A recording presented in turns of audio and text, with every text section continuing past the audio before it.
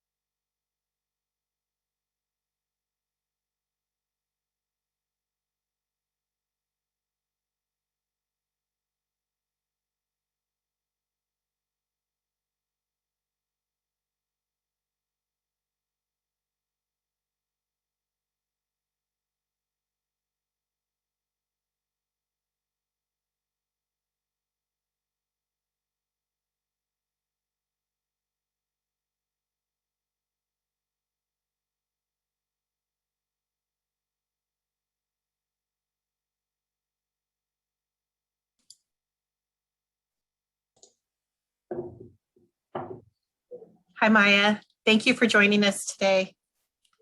Hi, Tammy. Glad to be here.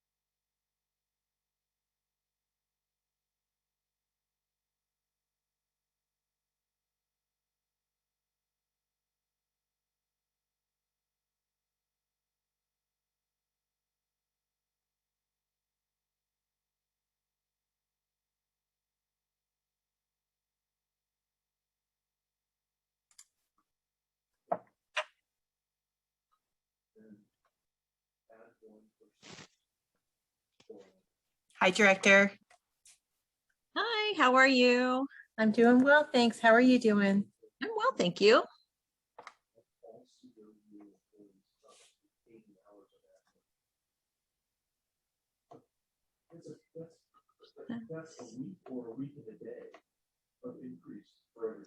Welcome, Sarah. Good evening, Tammy.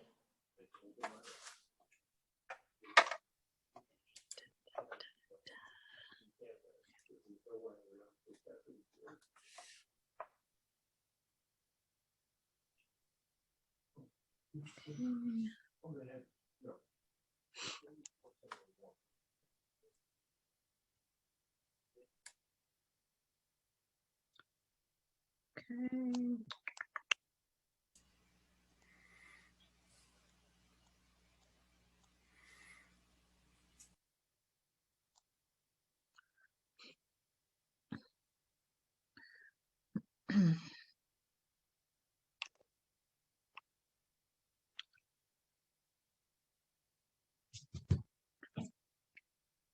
Okay, I hope everybody has a treat tonight because I am downing a treat, okay? I did 5 miles to earn this bad boy today. So it is a dark chocolate covered caramel. Just Oh, saying. that looks fantastic. Just saying, I gotta down this bad boy and it's gonna be absolutely fabulous. Just saying. I'm a little jealous. That is one good dark chocolate.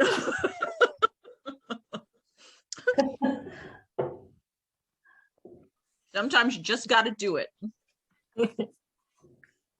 I completely understand. Director Hall. Good evening. Hi there, how are you? I'm fabulous. I'm eating dark chocolate, baby. Oh, that's some good chocolate. Is it special dark?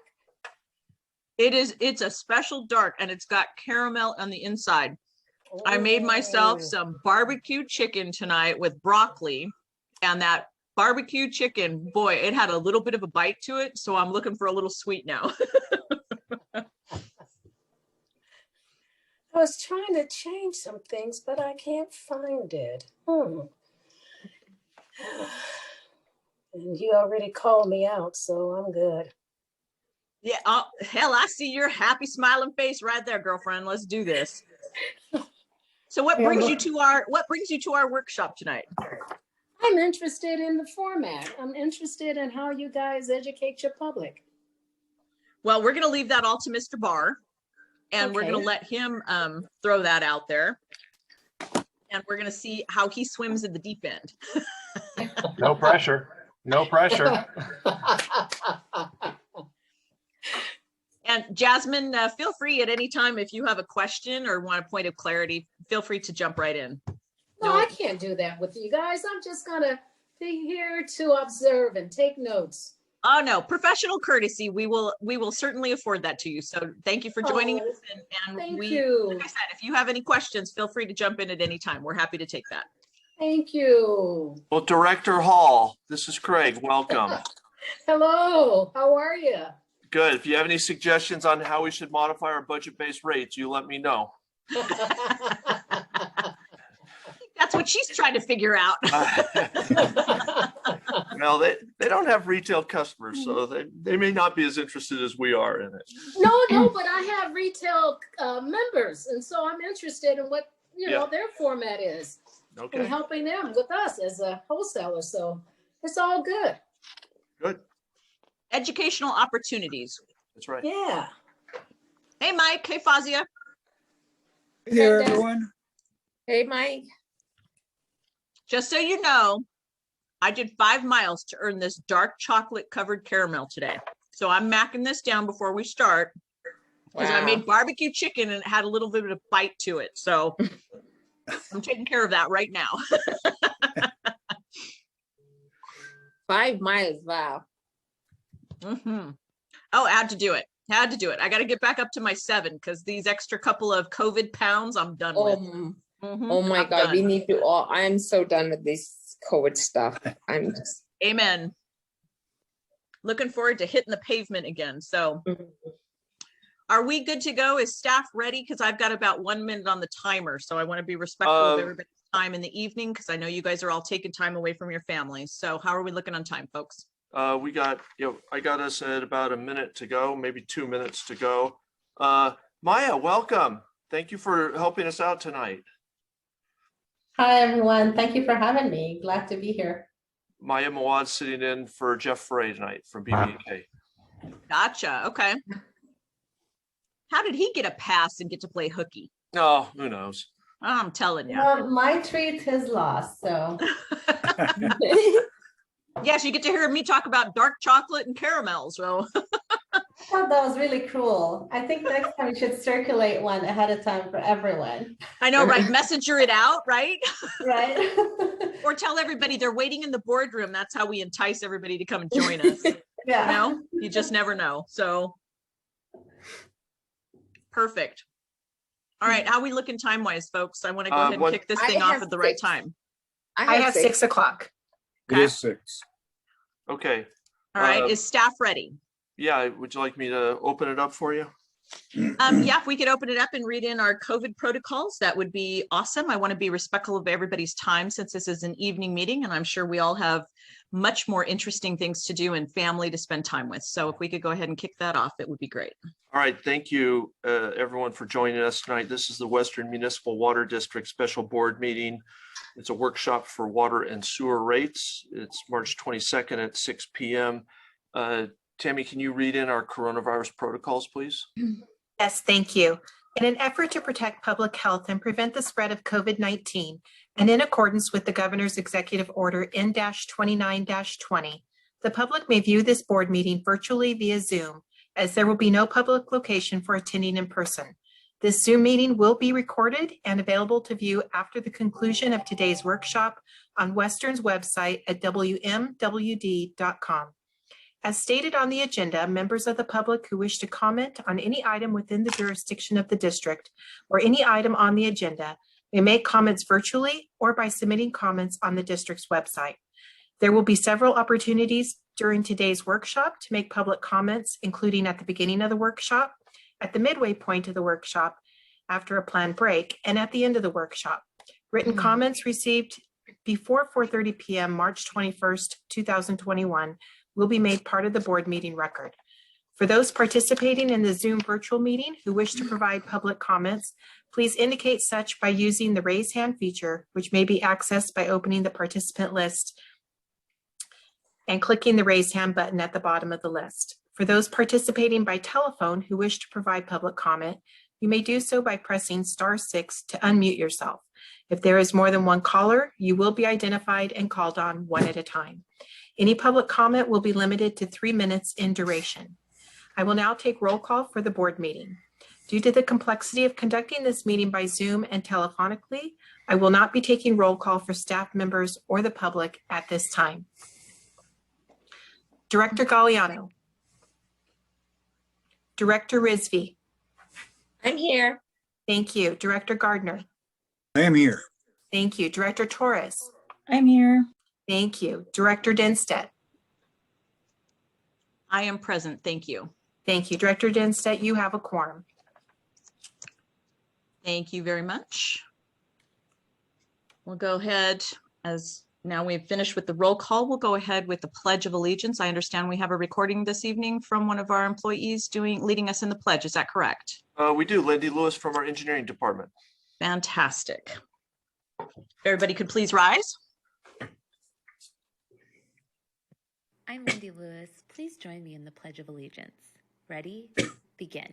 I pledge allegiance to the flag of the United States of America and to the republic for which it stands, one nation, under God, indivisible, with liberty and justice for all.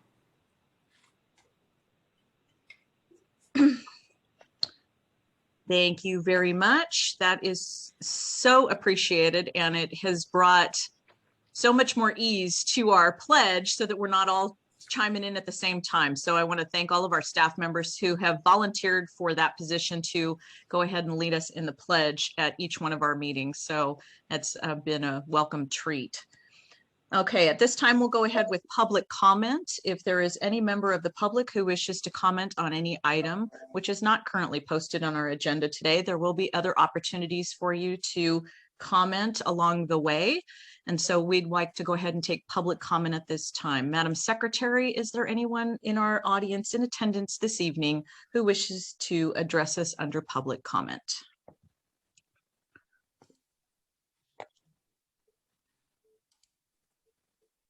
Tammy, you're muted. And Tammy, you're muted. I'm very sorry about that. That's okay. I do not see anyone raising their hand currently. I do have 3 written comments that I received prior to today's meeting that I will go ahead and read into the record. Thank you very much. The first comment is from Ms. Betty T.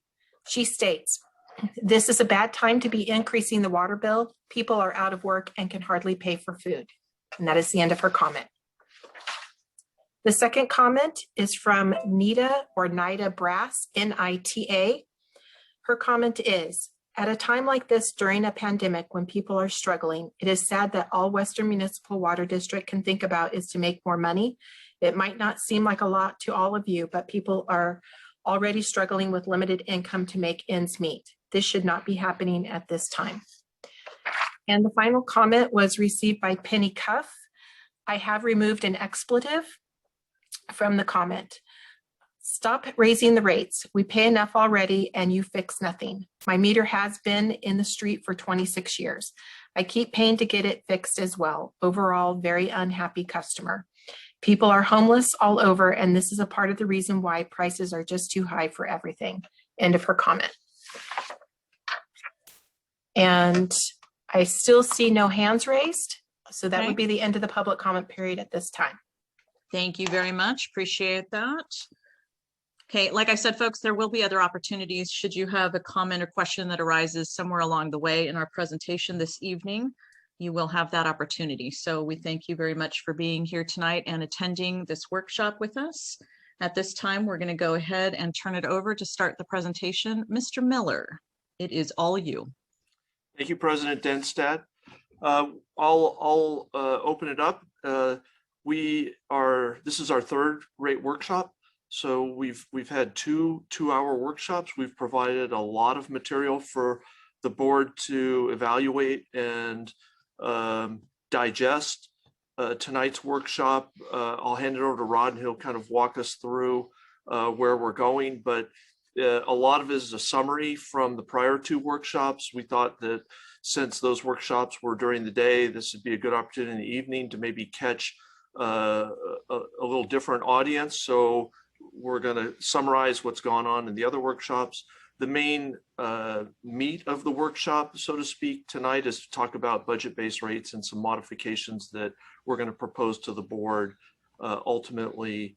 So we'll review those and we'll answer some frequently asked questions. We'll go through the process and let everyone know when this likely is going to happen and all the different opportunities that we're going to be in front of the public between now and then to continue to educate and answer questions.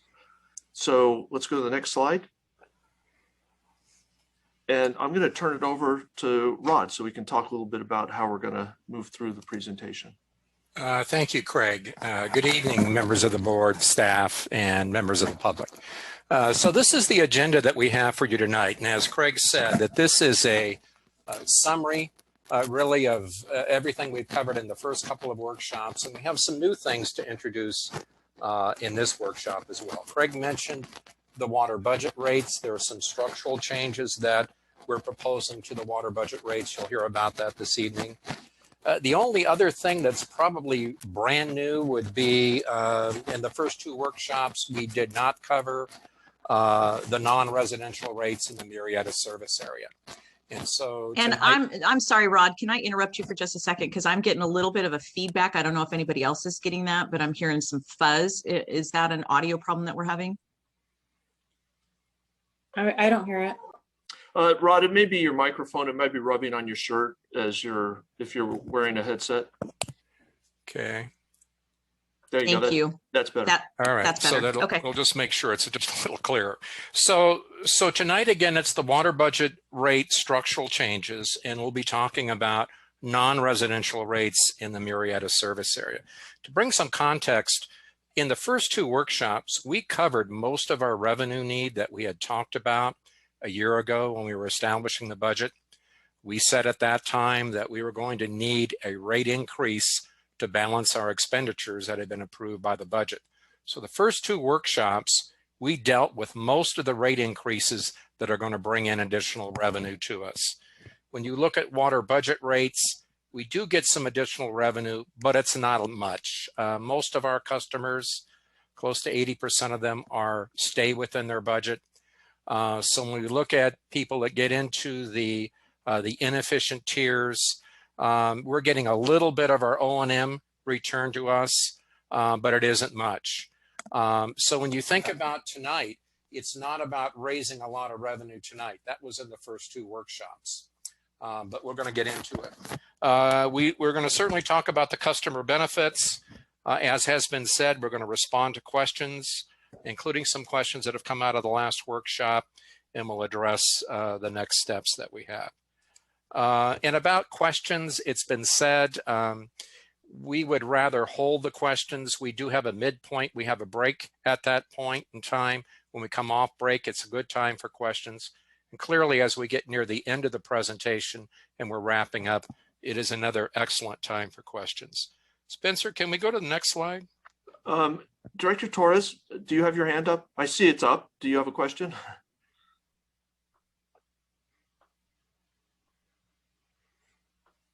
All right, well, Director, jump in. Sorry, we're not hearing you if you're muted. If you have a question, jump in, please. Go ahead, Rod. Okay, Spencer, can you take us to slide 5? Okay, this is where the rubber meets the road. So we talked about in the first two presentations why a rate adjustment is necessary. And as I explained, this goes back to the budget adoption.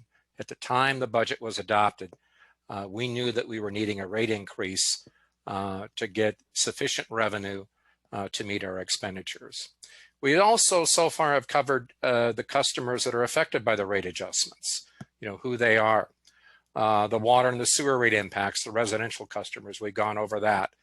Non-residential customers, we've covered that, other than what you'll hear tonight that is specific to Murrieta, and I think you're going to like the answer there.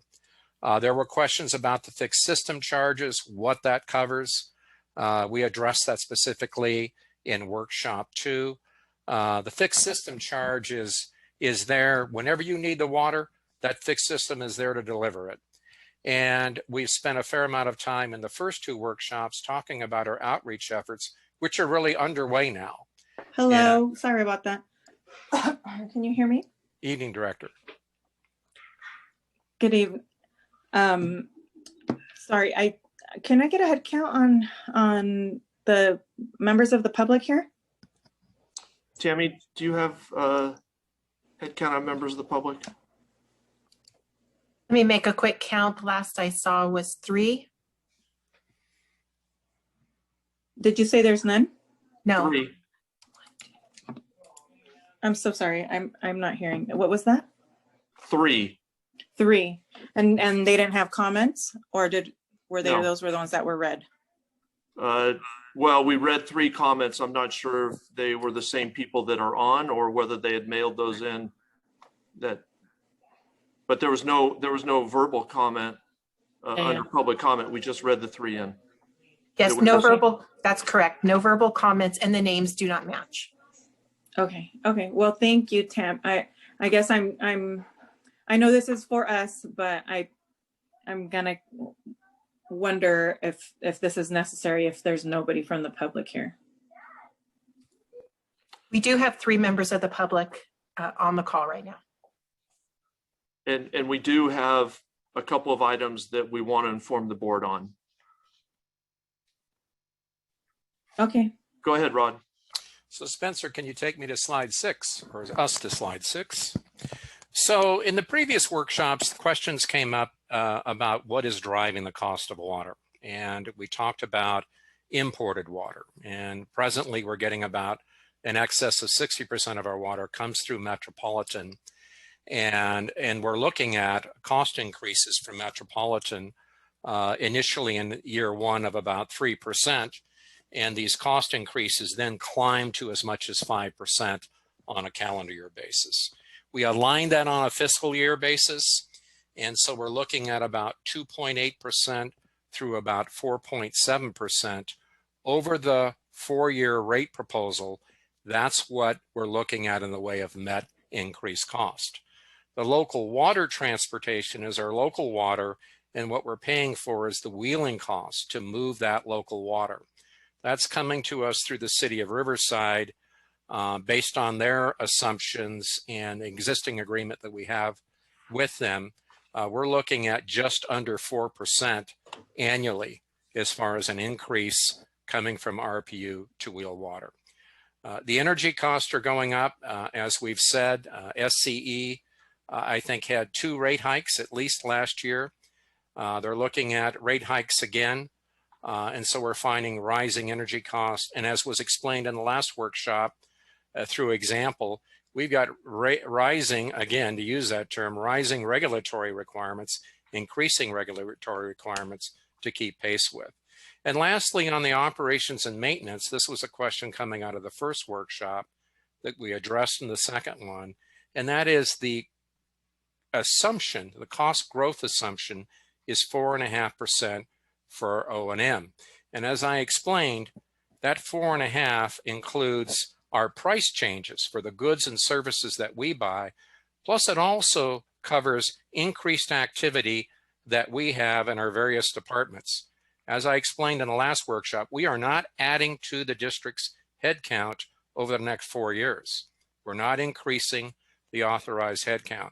So a lot of the additional work that has to be done, we're getting it through third-party consultants, specialty consultants, specialty legal, of that nature. And so with that, I am going to turn it over to Daisy now. Thank you, Rod. Can everyone hear me? As an audio check. Thank you. Yes. Good evening, members of the board and the public. Next slide, please, number 7. As shown in the first rates workshop last month, here we show some history of the past median residential bill impacts from past rate adjustments by calendar year. As you can see, most recently, we have had an average of 5.5% increases to our median residential customers in Riverside. For Marietta, these have been slightly higher at about 6.8%, and similarly for Rainbow. Spencer, next slide, please, number 8. So I presented this slide in our first and second rates workshop, and it still shows the same information. So after performing a cost of service study, these are the results. And this table shows the year-over-year increase in an average month's water bill for a median residential customer.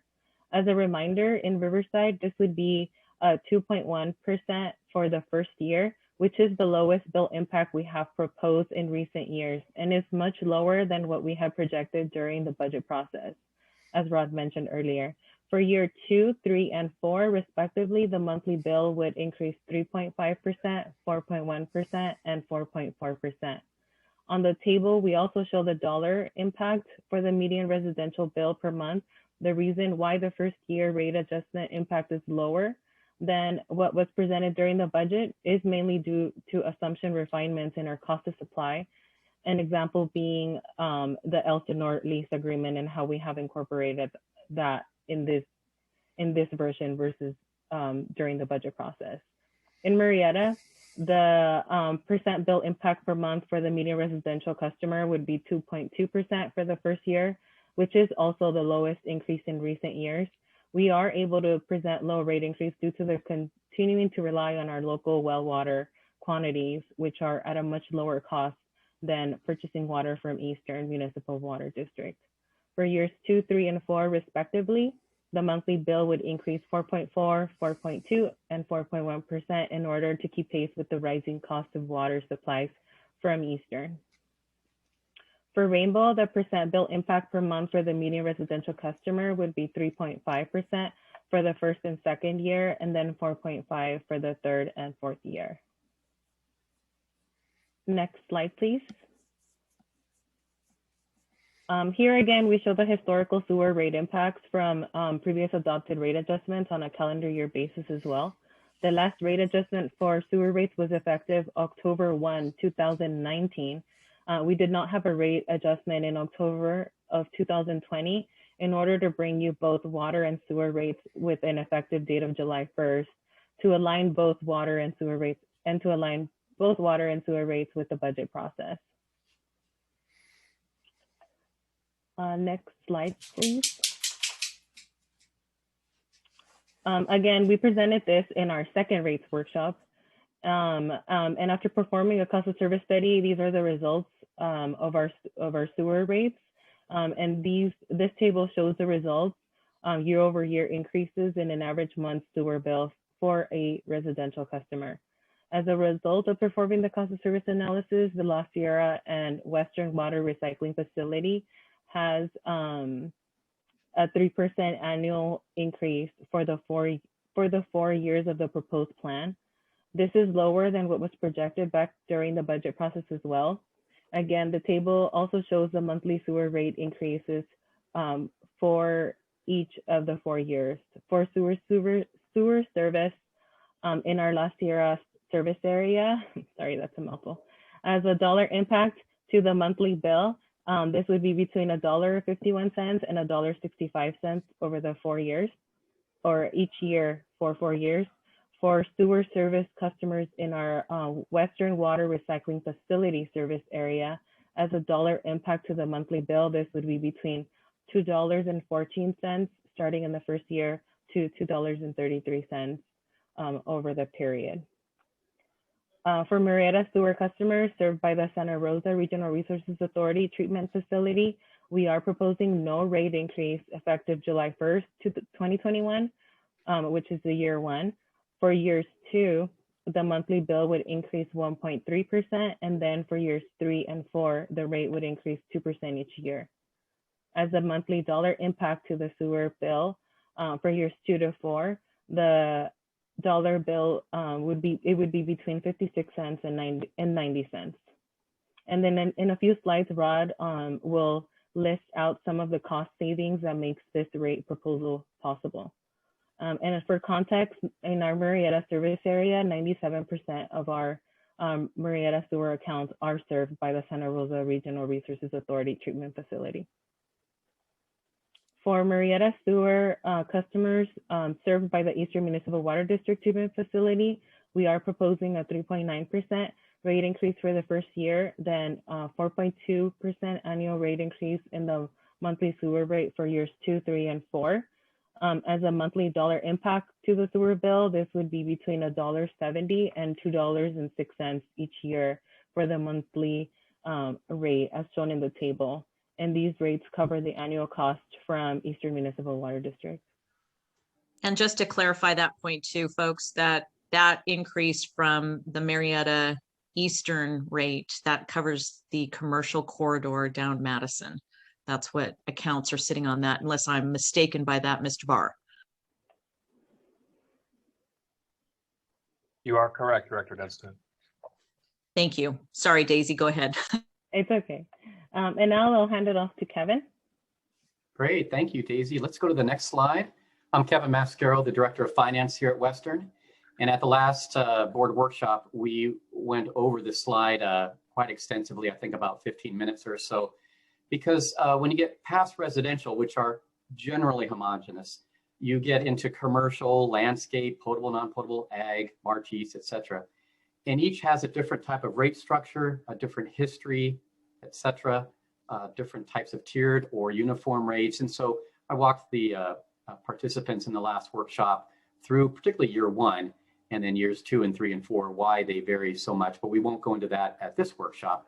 But we did cover all the different non-residential types of customers in the Riverside service area.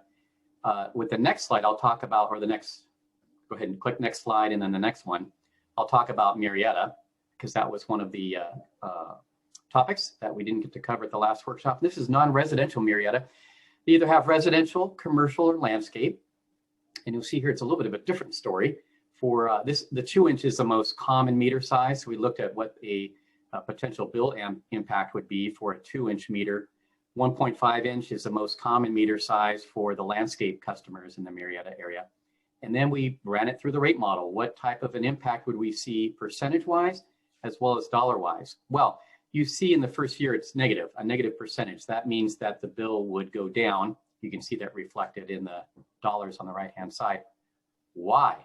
Well, there's two major reasons. One is that the fixed system charge is declining, and that's due to establishing a private fire protection fixed system charge that matches the methodology that the American Water Works Association recommends. So some of those costs that were in the fixed system charge are moved over into the private fire protection fixed system charge. But really the big one is the fact that we have more local water available in Marietta as a result of the Northwell project. That's a very significant impact. And we base the commercial, in particular, water budget rate structure, the tier 1 and tier 2 split, based on the amount of local water. That becomes what's available. A proportionate share becomes available in tier 1. So long story short, we're seeing real good percentages and dollar amounts in that first year. And then the subsequent years reflect more that cost of passing through either costs from Eastern or growing costs from operations and maintenance costs. All righty, next slide, please, and I'll turn it on over back to Rod.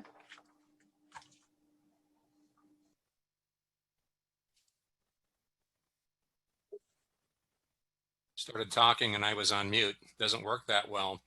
At our last workshop, a question was asked about Santa Rosa Regional Resources Authority, or SURA as it is known. And SURA is where, as the director pointed out, the vast majority of flows from the Marietta service area are served by the SURA facility.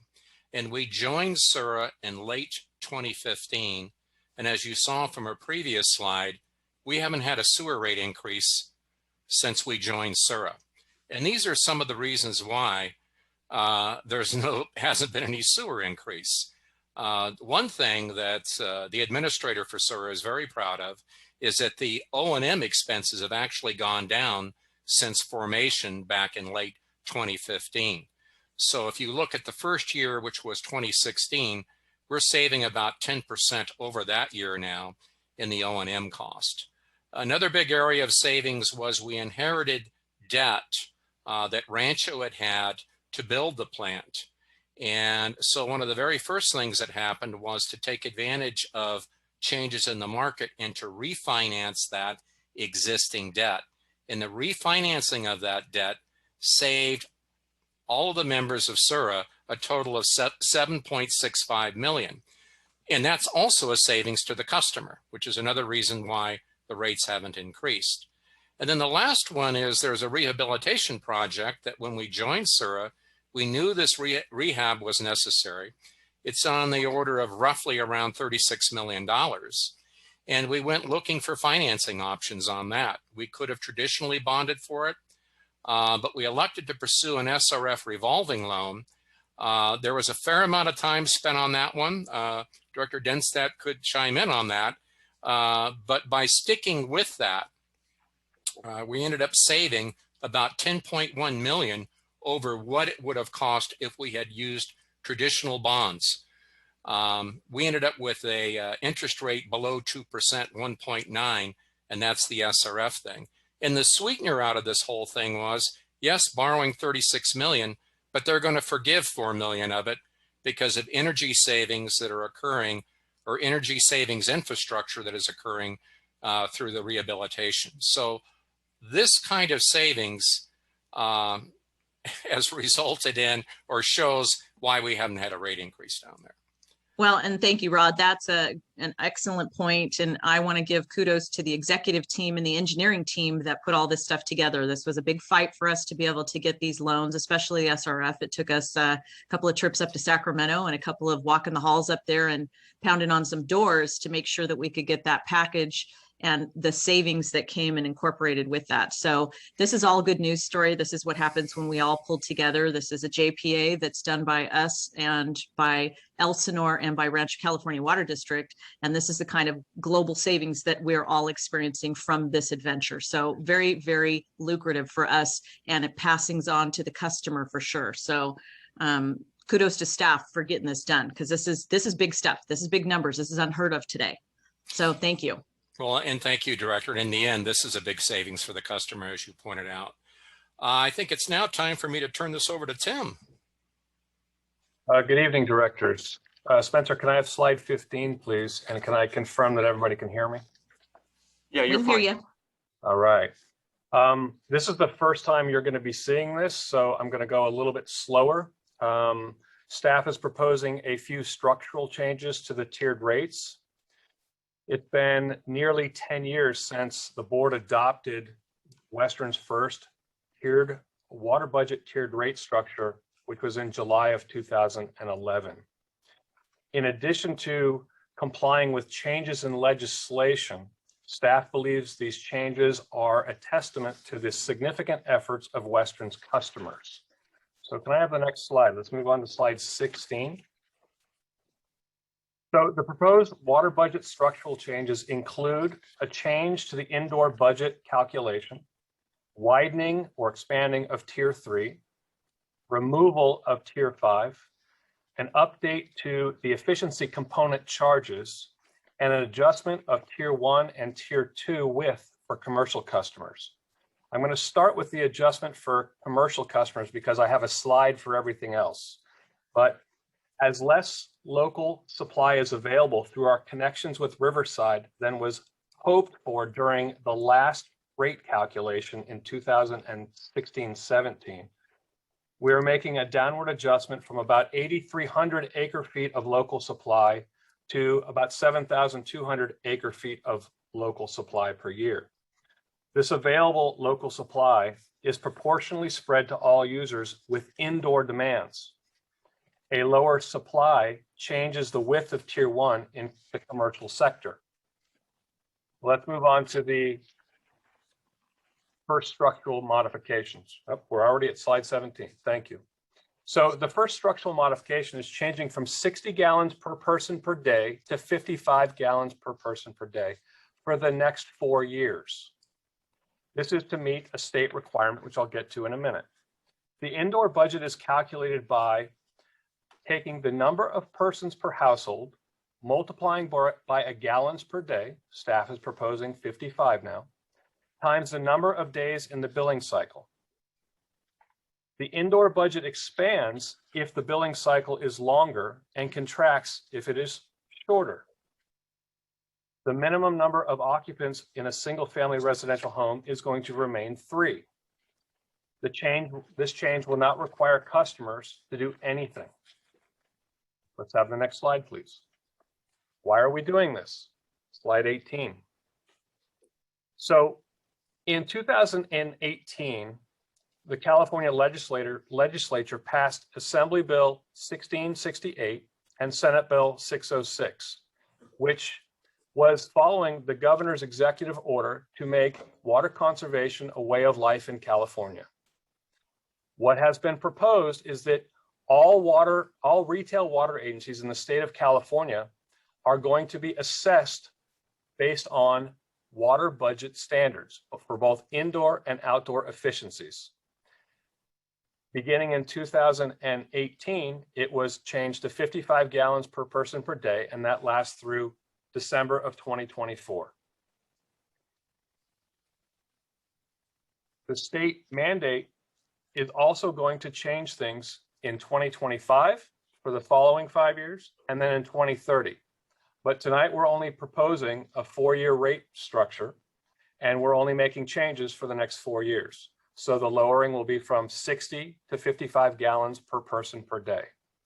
Again, the minimum household sizes will remain at 3 for single family and 2 for multifamily. No action is required by customers, and adjustment forms are available on the website, or you can call customer service.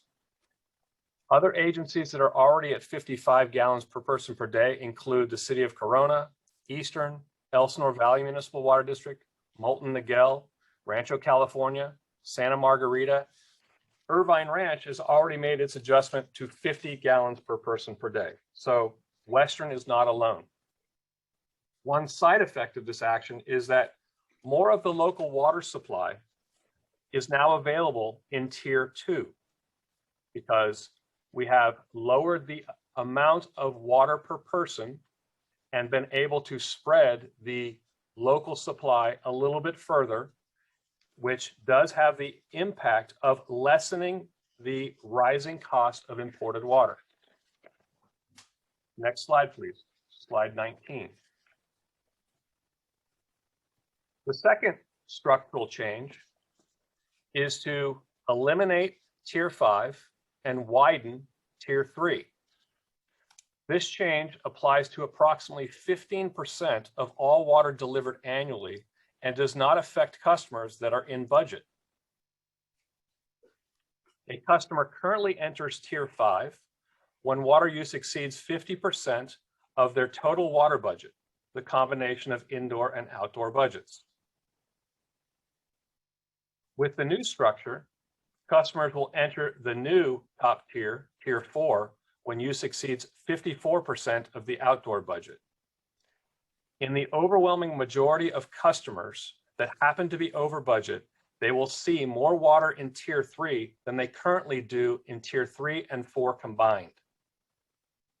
The outdoor budget is calculated every day for every unique customer by looking at more than 450 unique weather climates in our service area and applying the daily weather data to customers' individualized landscape area.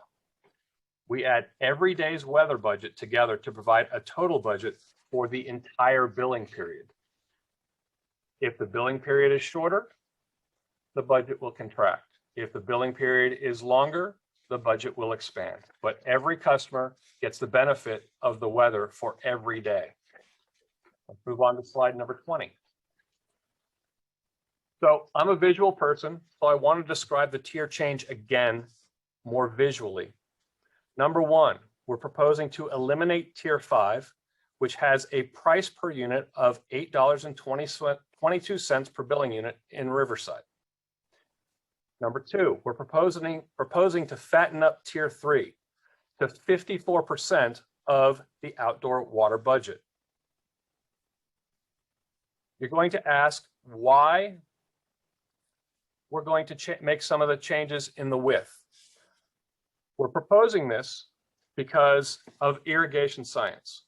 We are proposing to do this without going into extreme details to widen the width of Tier 3 so that it is now equal to the amount that an inefficient irrigation system in an arid environment would need to irrigate more than an efficient system. So there is a direct nexus to the width of Tier 3 now. Each price component in the tier is related to funding of conservation programs. You also see that we're proposing a reduction in the cost for each tier. And I'll get into that in the next slide because you're going to ask why. Next slide, slide 21.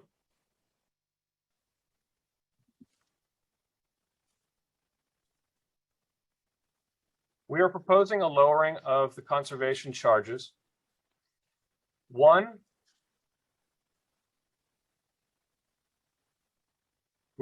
because we are achieving the state efficiency targets that were mandated in 2009. Our water budget use has dramatically declined, and I have a slide for both of these. We are working through the installation of smart irrigation or advanced metering infrastructure, and will soon add a customer portal. And with the increased sophistication, we will be able to have a more targeted efficiency program. If you look closely at the chart on this page, it kind of explains how things will change for individuals. For example, if a customer in Murrieta finds themselves currently in Tier 4, they are paying 88 cents into the conservation funds. Under the proposed impact, Tier 3 has been widened to include Tier 4, and they will now only pay 34 cents per billing unit. A similar example in Riverside. If a customer in Riverside happens to find themselves in Tier 5, they currently pay $1.10 into the conservation fund. Moving forward, if the board adopts these changes to this structure, that same customer, if they find themselves in the new Tier 4, they will end up paying only 88 cents per unit. So it is a reduction in the revenue that is being collected for the conservation programs. Mr. Barr, Yes. am I correct in assuming that traditionally the Marietta customers have been greater at being in budget than some of our Riverside customers have been? Our Marietta division has been higher in the current format. Is that correct? In compliance, in budget? Historically, we have seen months where the Marietta customers have been, 92% of the Marietta customers have been in budget. And I think that it's roughly 82 to 83% in Riverside. So yes, we have seen some months where Marietta has a trend to be more in budget. Yes. Thank you. So let's move on to the next slide so that we can explain why we're proposing to reduce the volume of water being, the amount of money being collected, because it's a great story. This is a great illustration of how customers have responded to the program offerings and the rate structure. There's a lot happening on the slide, so I'm going to go slowly. If you look at 2008, in 2008, we had a residential gallons per capita in both Marietta and Riverside combined of 251 gallons per residential customer per day. In 2008, Western developed a water use efficiency plan that included new programs, outreach, and the budget-based rate structure. It was adopted by the board in December 2008. In 2009, in addition to Senate Bill 7, which required that all retail agencies in California reduce their water consumption 20% by the year 2020, we implemented an aggressive set of supplemental rebate programs, as well as direct install programs, and a residential controller program that cost us about $1 million. It was called Smart Yard. We had an aggressive approach to water use efficiency in 2009. In October 2011, water budget rates went into effect. They were adopted in July, did not go into effect until October of 2011. So the first year under the budget-based rate structure, the first complete year, was 2012. You can see that we were still pretty high at 187. We continued to implement programs.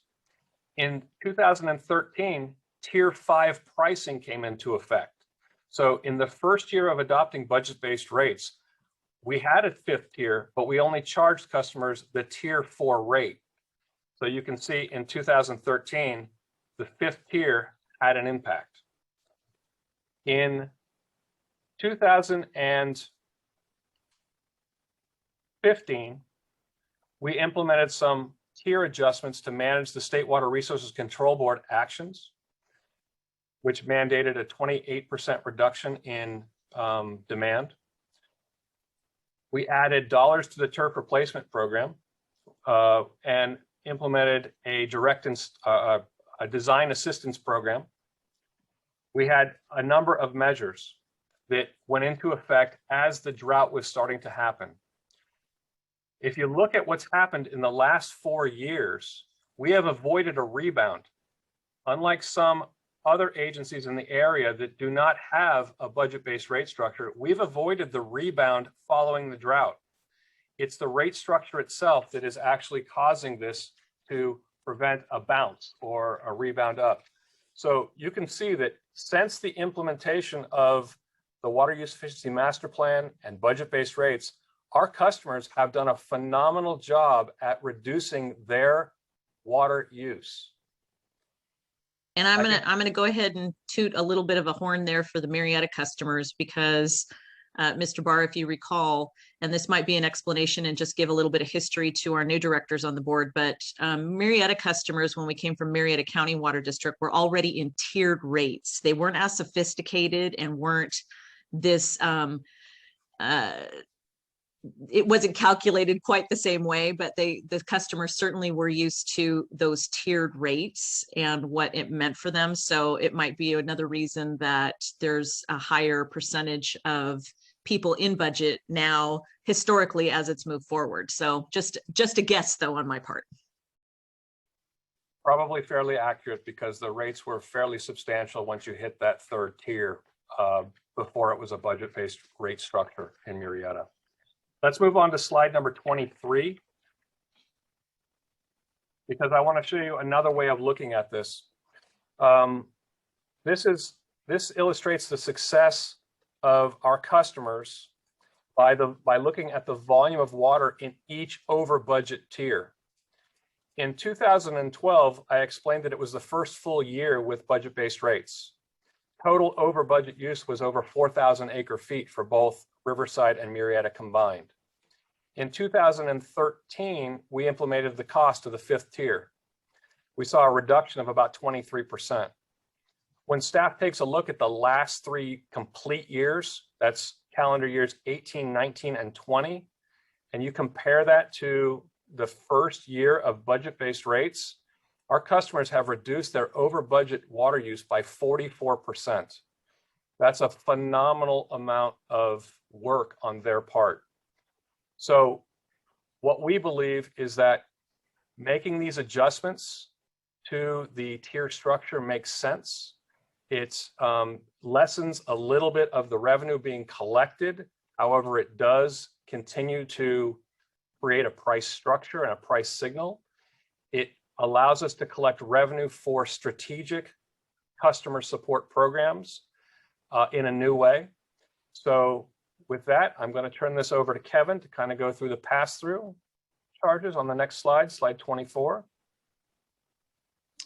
Great, thank you, Tim. So this is a new topic for our board workshops, but it's actually a provision we've had in place since 2011. The California Government Code, it provides a water or wastewater agency to be able to pass through changes in rates and charges from its water providers or the wastewater treatment providers, et cetera, as well as changes from energy providers. Now, the reason why this was put into place so long ago is because Western had some unpleasant surprises from Metropolitan Water District in very high percentage increases in their rates, which had been unforeseen. And so with a 4-year rate timeline here, it's helpful to have a pass-through provision just in case there are some unexpected, again, water provider rate increases that are not included in the rate models, or from energy. Now, nothing happens without the board first being very aware of staff's recommendation to utilize the pass-through provision. So the board would be very much involved. But the pass-through provision means that you don't have to have a public hearing to adjust the rates in order to pass through those rate increases. Now, we have not had to use that in the last quite a few years. But one example of us actually passing through a lower rate was when Metropolitan had a lower readiness to serve charge applied to Western, and that began in calendar year 2019. So in other words, what we do is Metropolitan comes up with a 10-year financial forecast of rates. We put that right into the rate model. If that does not materialize and it becomes higher or lower, we can come back to the board and provide some recommended options. In the case of this last bullet here, Metropolitan overestimated what they would need to collect from Western. It was actually a lower amount. Well, then we recalculated the readiness to serve charge to our Riverside customers and then lowered that rate. And that was beneficial for both January 2019 for the entire calendar year, as well as the entire calendar year of 2020.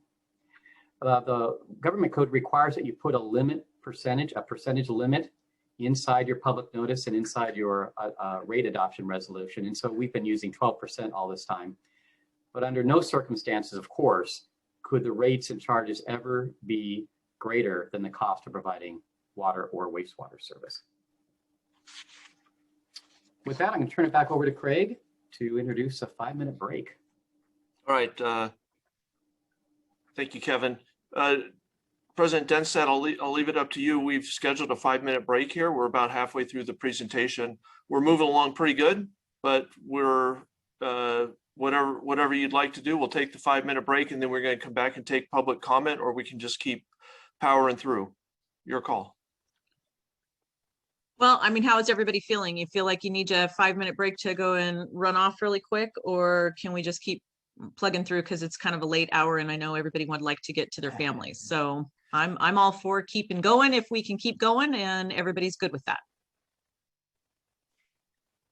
Okay. I'm all for keeping going. Let's just get through it. All right, let's, it sounds like that's the consensus. I'm getting high fives from Mr. Gardner as well. So we'll go, keep on plugging. Great, thank you. Let's just take a second and ask again if there's any public comment. I know we don't have many members of the public that are on the call, but we thought we'd planned for this just in case there were questions. So is there any public comment to be made at this point?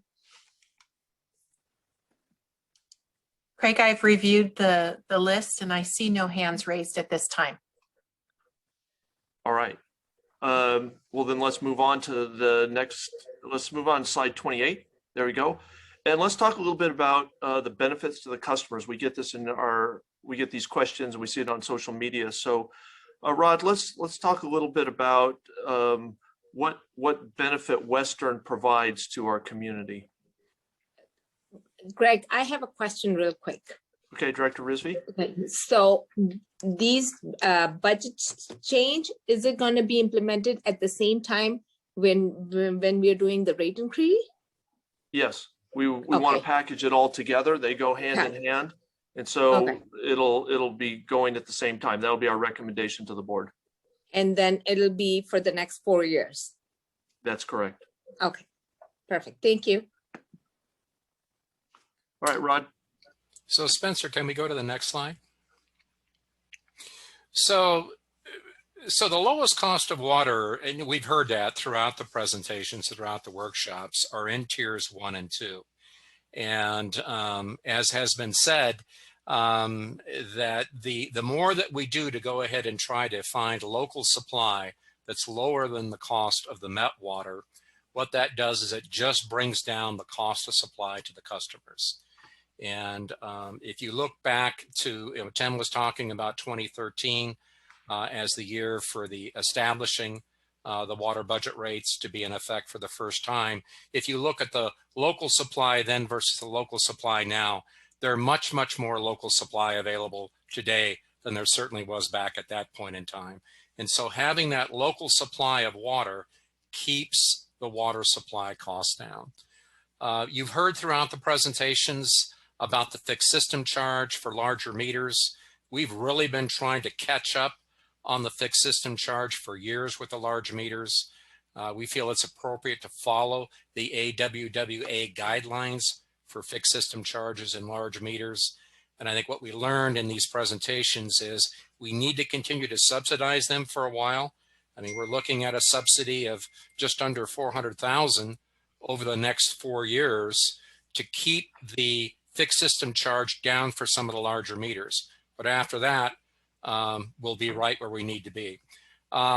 You've heard about a water reliability charge. This is a little the way it's said, no increase to water reliability charge for non-ag customers. Well, that literally means the ag customer who currently is paying less into the water reliability fund than a retail customer will be moving up to be on parity with the retail customer.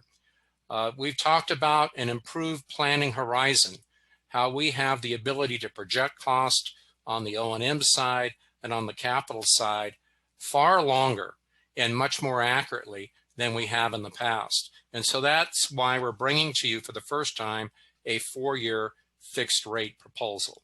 And knowing what the rates are going to be for 4 years for our customers, for anybody, That just sends good signals about our projection capability and our ability to manage our finances.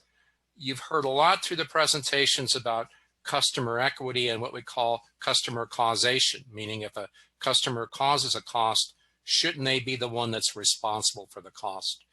And examples of us advancing customer equity are things like the private fire charges and getting off of things like subsidies and bringing ag customers on par with residential customers when it comes to the reliability charge. Next slide, I think it's slide 30. This is value of services. If we get our rate proposal through, and if you approve this rate proposal, obviously what we continue to do is to operate and operate in the fashion that we do operate in. We're proud of our record when it comes to safe, reliable drinking water. I read a social media post just before this meeting from Western talking about 30,000 tests of water quality annually. That's not a cheap thing to do for anybody, but that's part of the cost of providing high quality water.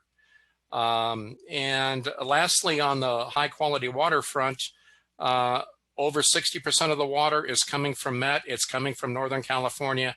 I think Craig has talked in previous meetings about the quality of that water, and we're proud that our water supply includes that quality of water. Yeah, Rod, I'll jump in and emphasize that a little bit more. We have some of the highest water quality in the entire state. We're getting snow melt from Northern California. And I don't know that our customers fully appreciate that, but it's very low in salt. And some of our commercial customers that are within our service area have located into our service area because for their business and their product, they need that very high quality of water. So we don't charge extra for high quality water. We're just providing very high quality water for our customers. And then continuing, what we're trying to do with this rate proposal is just keep current with rising cost. We heard a lot about Prop 218. Prop 218 says you do not set a rate in excess of your cost, and you need to show that you have those costs and demonstrate that. So we've talked about throughout our workshops, all of our effort to follow best practices. We have a cost of service model that we use. We use the services of specialty rate legal counsel, as well as a rate consulting counsel, financial counsel. So in terms of best practices, things to do, how to do it, we think we're at the top of the ladder when it comes to this. I hate to point to a court case, but you all know that we were successful in defending ourselves on a court challenge. And the reason why we were successful is we did what we were supposed to do. We dotted our I's, we crossed our T's, and we produced an administrative record, a huge administrative record that essentially supported what we were doing. So with that, Rod, one other comment I'd like to make about our diversified water sources, and this is another thing that we like to point out to the customers. When we talk about reliable drinking water, there's a huge investment that's been made by our customers and all of Southern California in developing reliable water.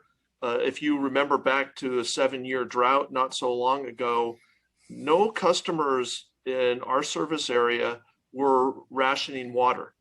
And that is because of the investment that was made by our customers and everyone else in Southern California into the metropolitan water system, which has created an enormous amount of dry year storage. So we lived off of that investment in Diamond Valley Reservoir. And we actually right now have built up with Metropolitan's help and invested in Metropolitan 3.2 million acre feet of storage to weather the potential drought that we could be entering in right now.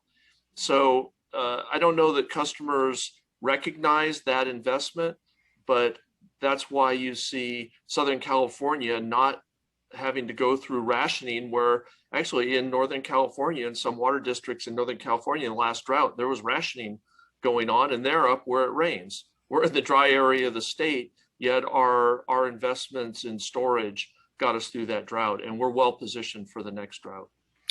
And thank you, Craig. And really these investments in diversified sources, I've mentioned it, we don't rely on MET like we used to. Those additional local sources have allowed us to do things that benefit our customers. You're seeing that in Riverside through this latest arrangement with the Meeks and Daily Water, where we're essentially buying down the cost of that water to benefit our Riverside customers. And the investment in Murrieta in the North Well, and you're seeing that investment pay off in the rate proposal going forward. And now I think it is time to turn it over to Kevin. All right, great. Thank you, Rod. Next slide, please. At the last workshop, there were some questions that were asked by customers, and we will now seek to address those. Let's go ahead and look at the next slide. And this is slide 32. I'm going to do my very best not to make this explanation as boring as this slide looks, okay? A lot of numbers. I might even teach you a little bit of accounting, which I can't help but do, but I'll see what we can do here. Oh, you're so hopeful. I'm going to look to see if your eyes glaze over. The question was, when looked at several years ago, this is a customer asking this, Western had a surplus of 130 million. How much has that increased in the last 3 years? I think what was meant by a surplus, the customer was referring to our unrestricted reserves, which I'll explain in a moment. Because Western does not carry a surplus in the sense that generally a surplus is something that you don't need or is no longer useful, such as a surplus vehicle that's outlived its useful life. But we do manage a net position. So what is a net position? That's the information on the right-hand side, and it's right out of our audited financial statements. Looked back to our most recent comprehensive annual financial report, June 30, 2020, looked back 3 years to 2017. And this is information that is posted on our website, by the way. So in accounting, on a balance sheet, for a typical business, you would have assets equal your liabilities plus owner's equity, or equity, okay? Another way of saying that is assets minus your liabilities equal your equity. Well, in the government accounting world for an enterprise fund, which is what we are, that equity is not called equity, it's called net position. And net position is listed out as 3 separate line items. The first one is net capital asset investments. What that means is we have hundreds of millions of dollars in assets. That means you have, it's like your home. You have your home, it's worth X amount. You have equity of that amount, okay? But with us, we list it separately because you can't, it's not like you can spend that. The only way you could really spend it right is to start selling, have a fire sale and start selling off pipelines and tanks and pump stations, which is of course ridiculous. So that's the part of our net position that cannot be turned into cash. Next, you have just to clarify on that one. A lot of people consider capital asset investments to be like stocks and bonds. This is not that. This is hardware, things that the utility owns. It's our office building, our pipelines, our pump stations, all those things. It is not investments in the stock market or the bond market. Excellent. Director Gardner, thank you for mentioning that. So that's an accounting term, but it could be easily misunderstood. You're right. That is not in investments in the stock market or bonds, et cetera. So great. That's Thank you. Investments in the hardware and the infrastructure. For the restricted for capacity charges, when a developer wants to hook up to the system, they pay a capacity charge. Well, over time, those capacity charges can accumulate if they have not been spent yet on a growth related or growth caused asset. So in other words, say if a connection fee was $35,000 paid by a developer, we need to hold on to that until we build our next growth related capital project that benefits the area for which that capacity charge was assessed. So that is money that we cannot be spending on anything. It has to be exclusively spent on a capital, a growth related capital project. Last but not least is the unrestricted reserves. I think that's maybe where the 130 million came from, my guess. So somewhere between that range. That's the 113,700,000 and something there. Let me mention too, just like this last bullet point on the left-hand side, that's district-wide. That doesn't mean that that money is available per se to the Riverside service area alone or Murrieta or not. So I listed there that we also have a wholesale water enterprise, an industrial brine line, 2 desalters, and our general district, so on. So, and those reserves, another word for that is like a savings account. So it's a savings account that you need to have on hand in case there are unexpected expenditures or there's one-time expenditures, that type of thing. And the board of directors, quite a number of years ago, adopted a reserve policy that establishes the minimum and maximum reserve balance for each different type of reserve. So we are in compliance with that reserve policy. So I think hopefully that wasn't too much information, but I believe that addresses the question. Next slide, please, slide 33. Question is, when there was an underrun of the operating budget, in other words, when revenues exceed your expenses, the underrun was used to fund new projects. What were the projects and how much was the underrun? So when revenues exceed expenses, customer dollars stay within the service area. Okay, they don't get transferred to the general fund or they don't get transferred to another service area. They stay within the service area that generated them and they go to the operating reserve, or it's like the operating savings account. Operating reserves fund 2 things. Overruns, that would be the opposite case of an underrun, right? This is when your expenses exceed your revenues, but mostly they cover what are called system improvement capital projects. What are system improvement capital projects? The answer is easy. They're any capital project that is not growth related or asset replacement related. It's kind of the everything else. And system improvement capital projects could be anywhere from technology improvements in the system. It could also be constructing another pipeline to create redundancy in an area, just in case you have to shut off water on one pipeline, you have a redundant supply from another. And there's really quite a range of system improvement projects that fall in. They're generally not the large dollar amounts like a new tank or new pump station, but they are still very important to keep the system running reliably 24 hours a day, 7 days a week. The second part of the question was, what were those projects and how much was the overrun? Here's a kind of at a summary level. You can see in our Riverside service area, Marietta service area, the amount from operations for those 3 fiscal years, $10 million in Riverside, of which 5.3 of it was used for system improvement projects. So a net of 4.7 million was added to the operating reserve. Very different in Marietta. The main reason why that's a negative 1.1 million is not having the well. And so we had set rates, assuming that we would have that second well in full production, but at some point along the way, that well needed to be taken out of service. What happens then? We have to buy more expensive imported water from Eastern Municipal Water District. So the 3 years of roughly doing that generated that $1.1 million deficit from operations. And there were no system improvement projects funded in that service area during that period. Kevin, if I could add something to that, the way that the reserves are used is we weathered that additional cost impact from having to buy more met water without raising customer rates. So we utilized the reserve account to basically buy down the met rate, similar to what it would have been had we had full use of groundwater resources. So that money went right back to the customers of Marietta to offset those increased costs because the well went down. Greg, that's an important point because we wanted to use them for one-time occurrences. Very different would be if you started to use your reserves for ongoing year in, year out expenditures. That's you end up subsidizing the rates and eventually you run out of reserves. And it's a really important point because we get this comment quite a bit that, you know, you're just making money and putting it all aside to get rich.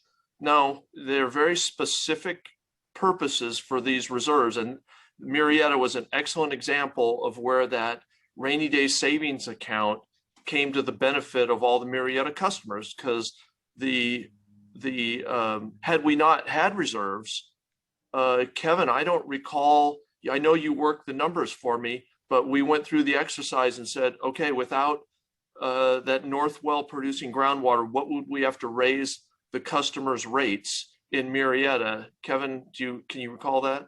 No, but a certain director would have certainly fallen out of her chair with that percentages, because you figure. Oh, you would have visited me at the hospital as I was having the heart attack and being resuscitated. Yes, for sure. Right. Here's why. Imported water in Marietta is about 5 times the amount of groundwater costs related to pumping, chemicals, maintenance, etc. 5 times the amount. Alrighty, let's look at the last of the 3 questions that were brought up in the last workshop. Slide 34. What percentage increase to the employees' salaries was applied over the last 3 years, and how close is that to the cost of inflation? So other than promotions, an employee's salary increases from an annual cost of living adjustment, COLA, and could increase, but not guaranteed, but could increase from a discretionary performance-based merit increase. Okay, purely performance-based. The COLA is based on the consumer price index percentage from our local region here. And the COLA percentages that were applied, which matched CPI, on July 1st of the last 3 years was 3.6, 3.0, and 3.0% respectively. All right, let's go ahead and look at the next slide.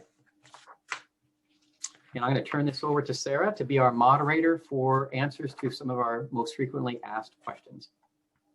Great. Thank you so much, Kevin. Good evening, directors, customers, and of course, any members of the public joining us tonight. As Kevin briefly introduced, I'm Sarah McDonald, your Director of Strategic Communications, and I'm here tonight to moderate a few questions, staff panel style, if you will, in addition to the questions that were presented by the public during our last workshop that Kevin's already covered. Common questions are starting to surface as Western ramps up our outreach on this really important proposed change. So whether it's come through direct questions, emails, customer calls, public comment, or social media engagement, these really are some of the top questions that we're starting to see. So while we do have a comprehensive set of answers to our frequently asked questions online now, we do have staff here tonight ready to answer these top ones. So I'll start this off by passing the first question to our General Manager, Craig Miller. So Craig, why are Western's rates so high? And why are Western rates higher than Riverside Public Utilities and Eastern Municipal Water District? All right, thanks, Sarah. So this is a perspective question. Western's rates, why are they so high?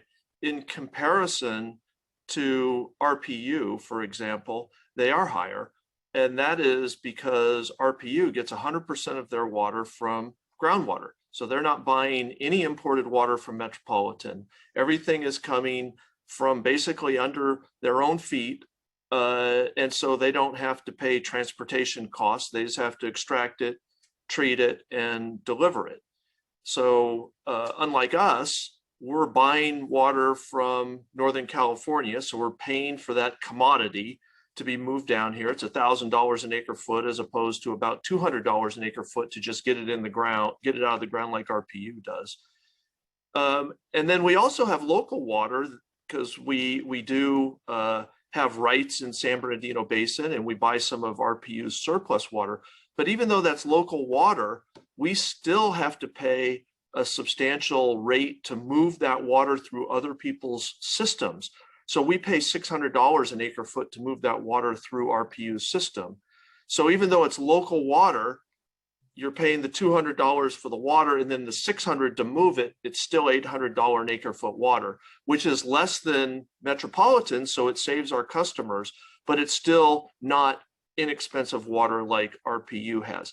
Eastern Municipal Water District is a combination of the two. They have quite a bit of local water.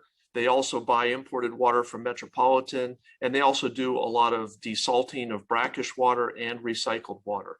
So they're kind of in the middle of RPU and Western. But, you know, unfortunately, Western was created to import water. We were created back in the 50s because there was not water to be served to our retail service area in Riverside.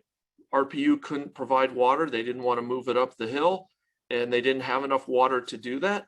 So Western was formed just for the purpose of importing water from Metropolitan to serve our area. And without that water, there would be no Woodcrest or Mission Grove or Orange Crest or any of those areas or any of the businesses. So importing that water has allowed for that growth and that expansion of our community and our businesses.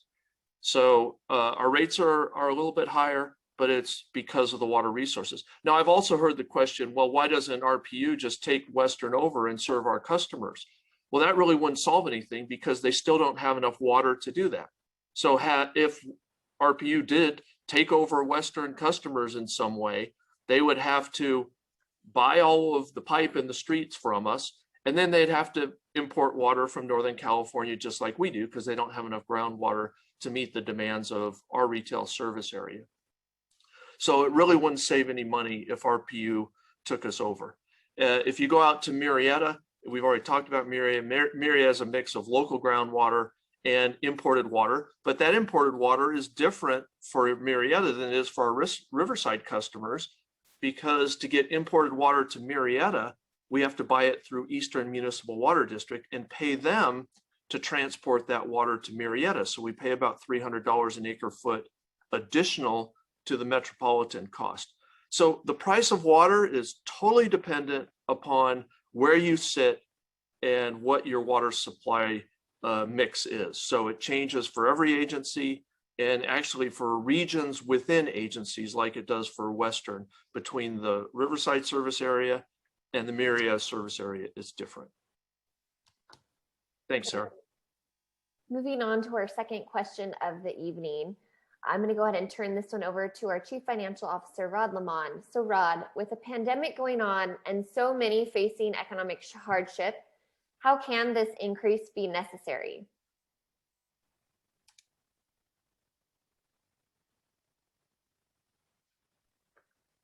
I think you're muted, Rod. Yeah, Rod was talking while muted. There we go. So thank you, Sarah. Despite the fact that we're in the pandemic, our costs are increasing. Our supply costs are going up. Our O&M costs are going up. And I'll tell you, if we do not adjust rates now, as we propose, that just simply means that our cost increases, our rate increases essentially will have to be higher later. We saw that in our last rate proposal, is that the rate increase was postponed, which essentially made things a little bit more difficult when the rates were finally put in place. I would like to point out something too for the benefit of our customers, is we did declare an emergency and we did suspend all shutoffs. The governor asked for that. We took a step further and we waived all penalties, which is significant. So no shutoffs, we waived penalties.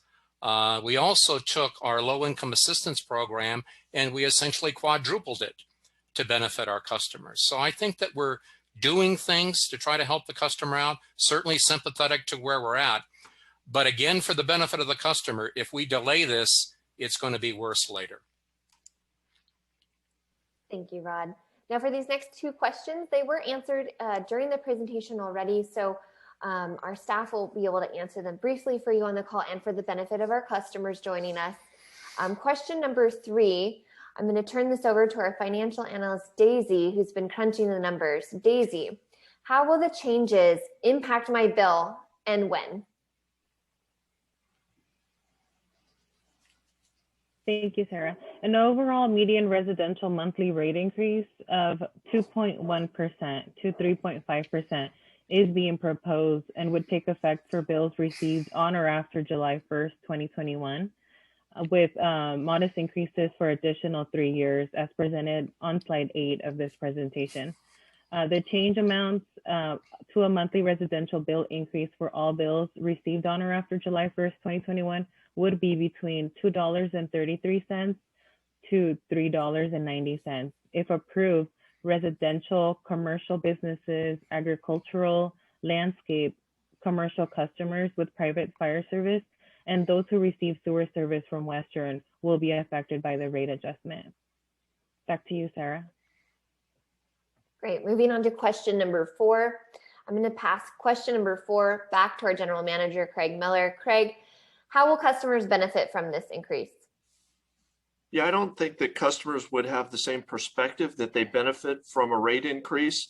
But the reality is that slow, steady rate increases are predictable and they help us keep up with rising costs. You've heard a lot about that, but we basically live in a 4% cost world. So metropolitans rates that we have to pay went up 3% in last January, and they're going up 4% next January. The water that we get wheeled through Riverside Public Utilities is going up at 4%. Electric rates are going up at, we've heard anywhere from 5 to 15%. So all of our costs are going up.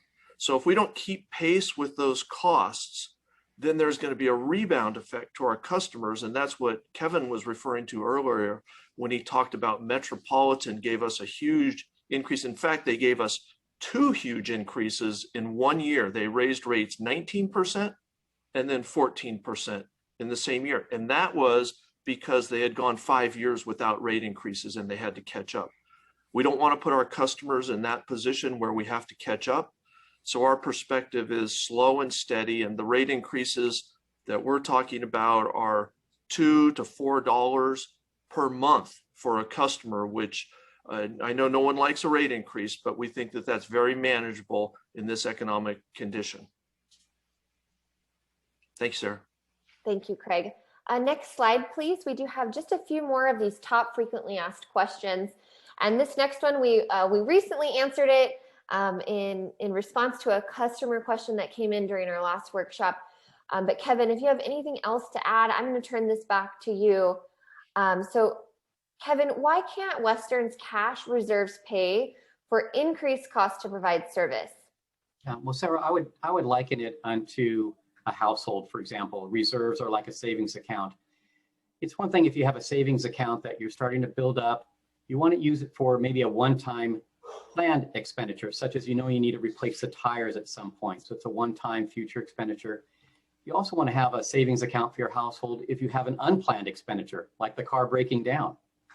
But what you don't want to do is use your savings account to pay the electric bill every single month, month in and month out, because eventually you'll deplete that savings account and you won't have it for any other emergencies and things like that. So similarly, Western has designated its cash reserves to pay for the unplanned one-time expenditure or pay for known future expenditures, things like that. And in particularly, to provide for different capital system improvement projects that I addressed earlier. And so the bottom line, it's prudent financial management to not use reserves to pay ongoing operating expenses. Moving on to question number 7. And again, this was addressed a little bit earlier in the presentation, but it is one we continue to see pop up, especially on our digital platforms. And I'm going to pass question number 6 back to our general manager, Craig Miller. Craig, what are the salaries for Western staff, and what is the percentage of increase of employee salaries for the last 3 years? Yeah, I think we just covered part of that in a prior question. Salaries increase at the rate of inflation. So it matches the consumer price index for our region. So that the last 3 years, it was 3.6, 3, and 3%.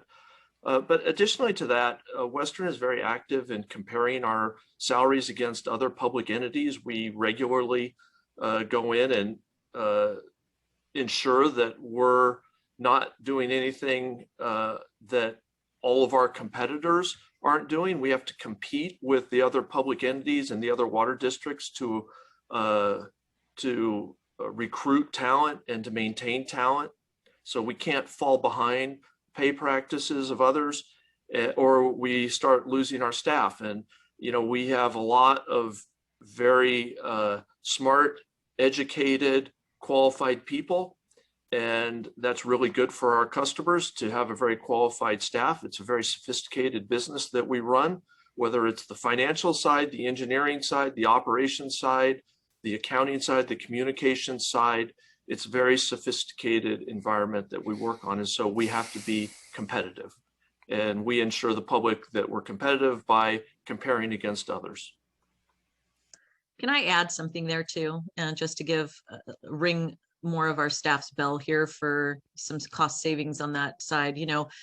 Some of our professional staff and some of the folks that have gone on to further their education have come to benefit our agency tenfold because they've kept their talent here.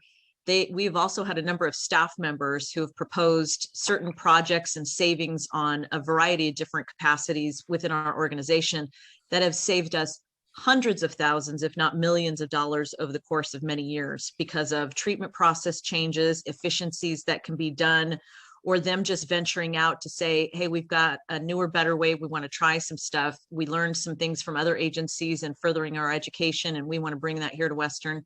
And it's translated to actual dollars saved by us changing those things. And so that's due to the professionalism of our staff. So just wanted to throw that little 2 cents in there.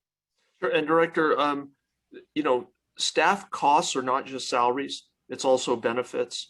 And I'm very proud of the fact that our Human Resources Department went out and renegotiated some of the benefits that we provide our staff, and they actually lowered our benefit costs by 33%.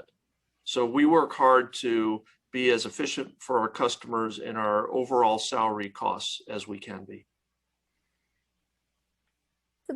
This next question, question number 7, we've actually also heard this straight from our board during the last couple of workshops, and we know it's on our customers' minds too. So I'm going to be passing this over to our Deputy General Manager, Tim Barr. Tim, what has Western been doing to control costs? We do a lot of things. I'll just mention a couple of them today. One of Western's strategic priorities, put simply, is to use customer dollars wisely and to do so transparently. We're always looking for opportunities to control costs and to still deliver exceptional service. A very significant way we have helped customers, but perhaps one of the hardest to understand and explain, is that Western received an increased credit rating recently, just this last fiscal year. And that's because we have managed our reserves carefully. It's the days cash on hand that is one piece of the reason why we were able to refinance our bonds in 2020, saving almost $9 million in future interest costs to our customers. We're always looking to improve technology. Western is making sure we use water efficiently and avoid any water loss. We've initiated a smart meter replacement program where Western is replacing all meters in our retail service area. Meters that under-register an individual home or business end up costing all of the customers more money. So we're very invested in improving our technology. We are trying constantly to improve our access to local groundwater. This has been mentioned a couple of times. Western purchases local groundwater from Riverside Public Utilities and recently has entered into agreements with Eastern Municipal Water District to receive Paris Basin water when it's available, and Elsinore Valley Municipal Water District to increase our access, long-term access, for additional future local water supplies. We also work very hard to secure grant funds. Western has been strategically enhancing its grant procurement efforts. We're always seeking grant dollars to support critical projects, which directly lowers the financial impact to our customers. In the last 5 years alone, Western has been awarded more than $27 million to support major system improvements, to increase local supply reliability, and for technological enhancements that give customers more control of their water. So we do a lot of things to control costs. That's just a few. Great, thank you, Tim. Moving on to our next question. Not only do we know customers need to know about the proposal, but they need to understand the process. So turning this back over to our General Manager, Craig Miller. Craig, when will a decision be made about the proposed rates? Yeah, thanks, Sarah. It is a very transparent process. We've spent a significant amount of time on outreach and education, both of the board and the public. We're finishing up our workshops with the board. This is where we really get into the details of the numbers behind the rate adjustments. From here, we'll continue to communicate with the public through several different venues, try and actually get out to the public in where we think we'll have better contact in some of the venues that they're typically at. So we want to make sure that we're out and about. But mechanically, the next official step will be that the board will set a public hearing. This is required by Proposition 218. So we'll be doing that in May. The hearing date will be set for June 2nd. The board will take public comment at that hearing, and make a decision on the rate increases. And staff's proposal would be that they're implemented July 1st and bills after July 1st. Very good. Now for our last frequently asked question of the evening, I can't help but take this one on as the communications director. How can customers stay informed and provide input? So I'd love to answer this one for our board and our customers listening in. We do know that the topic of rate adjustments is not exactly exciting news for anyone, but Western is making sure information is easily available and that questions can be answered. We're committed to offering communication throughout the rate process. As you've heard, there's still several steps to go, and really to maximize customer awareness and build that understanding for this proposal, what the process is, why it's necessary and equitable, and how it will ultimately benefit our customers. This is why Western is offering customers many ways to get information. So in addition to this series of workshops that we're wrapping up this evening, that were designed specifically for the board to understand some of the mechanics behind the rate proposal, staff is now focusing next to our customers that will be impacted. So first and foremost, the best way to get information for you or anyone listening in is to visit our website at WesternMWD.com/2021 proposed rates. This webpage really is going to be your one-stop shop for learning about the proposed rates, the process for staying informed, learning about upcoming meetings, access to past meetings and recording materials, the rate proposal itself, and resources such as our cost of service study and our comprehensive set of answers to frequently asked questions. If that web link that I rattled off is a little tricky to remember, it can be easily accessed from Western's main website homepage. This page will be continually updated throughout the process. So that's your first way you can stay informed is through our website. Next, we will be mailing special notices shared 45 days in advance of the public hearing. So those notices can't go out until the board take action and direct staff accordingly. But should that move forward, it will include full details about the rate changes, where to get information, and how to offer support or opposition. This notice will be customized by customer area, and it'll be available in both English and Spanish. In addition to these mailed notices, customers are going to receive and have already started receiving a variety of different print and digital communications, things such as bill notices and inserts in their bill, messaging on their bill, special envelopes to get their attention. We've been sending email notifications out. There'll be postcards promoting important upcoming meetings, educational videos. We're highly active and engaged on social media, sharing information digitally where customers often are. Also offering news releases to help us get the word out with any local media that might be able to share the information. And of course, we do have a team of customer service professionals ready to take those questions. Just last week, Western did launch a survey that we're encouraging customers to send in their feedback. It's completely anonymous and it takes about 3 to 5 minutes to complete. Board members, you do have an invitation in your packet this evening to reference and refer customers to. This input's really going to help us gauge customer understanding and awareness about the proposal and the process, while also helping us to make adjustments and guide future communications over the next couple of months. Staff is also sending letters for our top non-residential high water usage customers, and we're offering those customers one-on-one meetings. Similarly, we're also offering meetings to some of our civic stakeholders, such as chambers, city councils, and county representatives within our service areas. And lastly, but probably most importantly, a great way customers can stay informed is that Western staff will be hosting customer information sessions. We do have those dates and are getting ready to push out save the date postcards soon within the next couple weeks here. Those dates are April 22nd at 9 a.m. and 6 p.m. and April 28th at 6 p.m., offering both morning and evening times, knowing that different customers have different availability. We're also going to be offering these presentations at our local community group meetings in April and May. These options, you can also request a presentation to your group through our website. So if other groups that we haven't already presented at are interested, they can reach out to us as well. We know with so many things going on that it is hard for customers to be here with us and sometimes attend these public meetings. So these information sessions and community groups are really the important next step to getting out to the community, giving us a chance to meet customers where they are on this important topic. So I hope customers can see, our board can see, this level of outreach is above and beyond what most water districts do, offering for changes to these rates. So we really hope our customers will take advantage. We want our customers to review our materials. We want customers to join us at one of our upcoming information sessions or to see us in their own community group meeting in the coming months. So with that, that really wraps up our FAQs for the evening, and we can turn it over to the next slide. All right, thank you.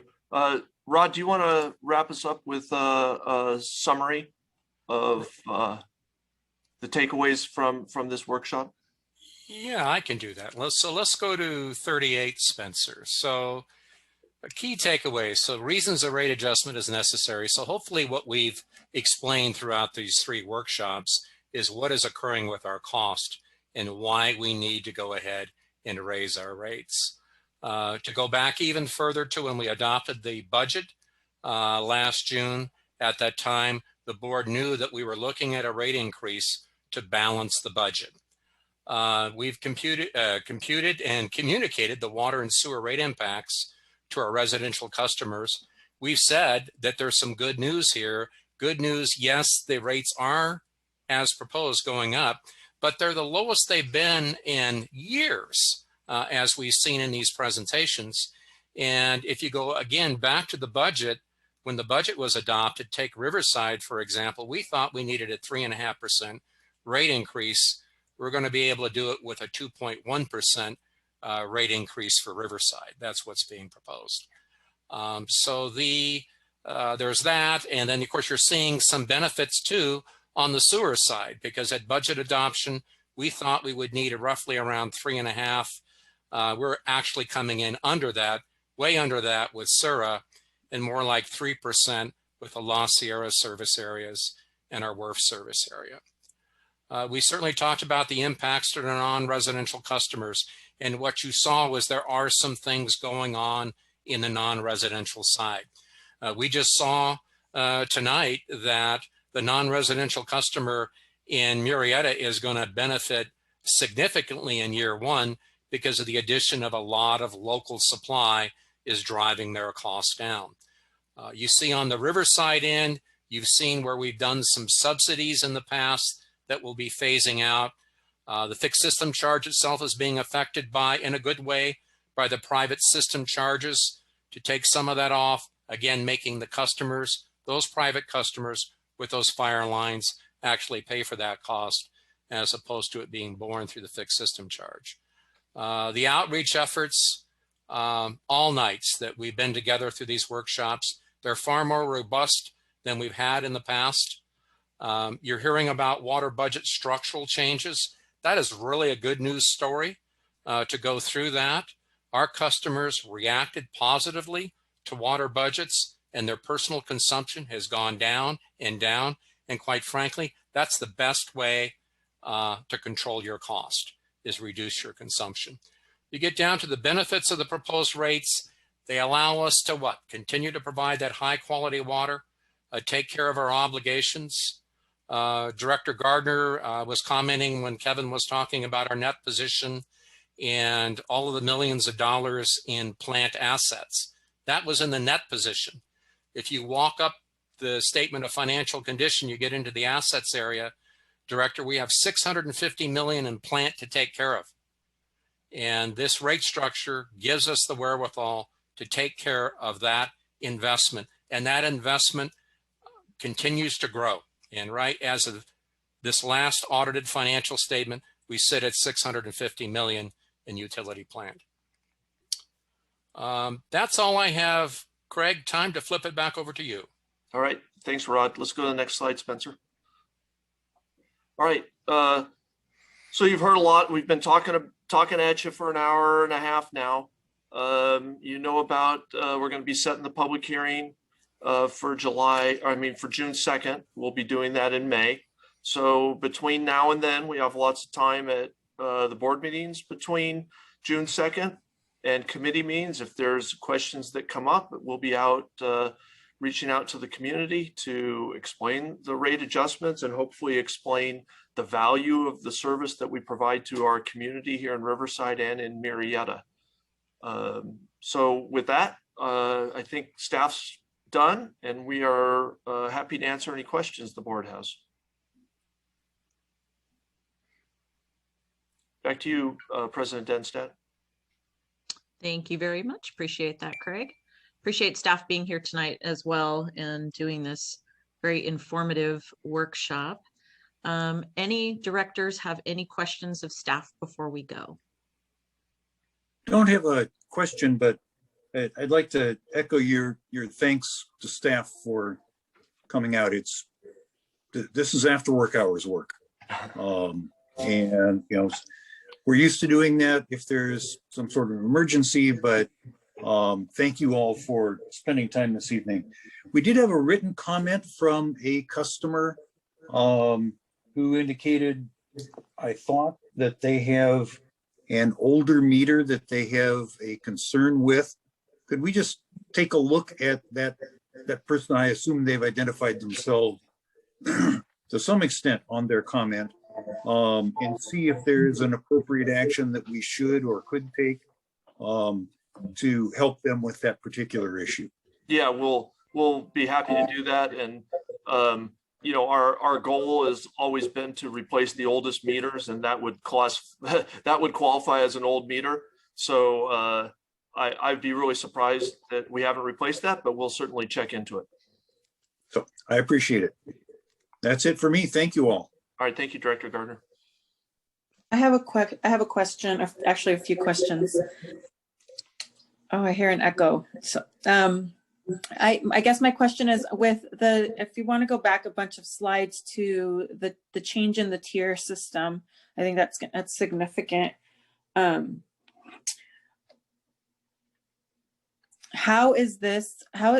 I was at the Raglan, and one of the concerns was that ag is essentially being run out of business because of our water rates. And so how would this tier structure help ag grower or ag businesses? The first thing I would say is that our agricultural customers are not on a tiered rate structure. Only our residential and commercial are on a tiered rate structure. Oh, wonderful. Okay, so then that's obviously moot. So then how is the rate increase going to help or hurt our ag that feel their businesses are being choked? Kevin, you want to talk about the ag sector? Sure. The agricultural sector has had a discounted water rate that started with Metropolitan Water District having what's called an interim agricultural water program. And this goes back decades. It was referred to as the IAWP.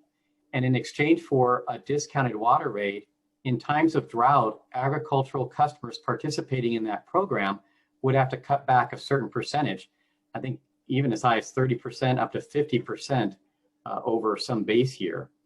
But Tim could probably remember this, but it was probably 10 years or more ago that Metropolitan discontinued that program, mainly because its basis was that Met had surplus water, and we were going through the drought, and there was no surplus water. So why are we giving a discount to a commercial customer? So all that to say, that program was discontinued.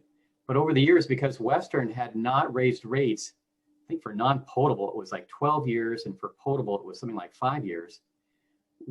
Agricultural rates weren't even keeping up with the cost of water being billed by Metropolitan. So in essence, there was an inherent discount from Western and Metropolitan's discount. Well, we didn't take that away all at once.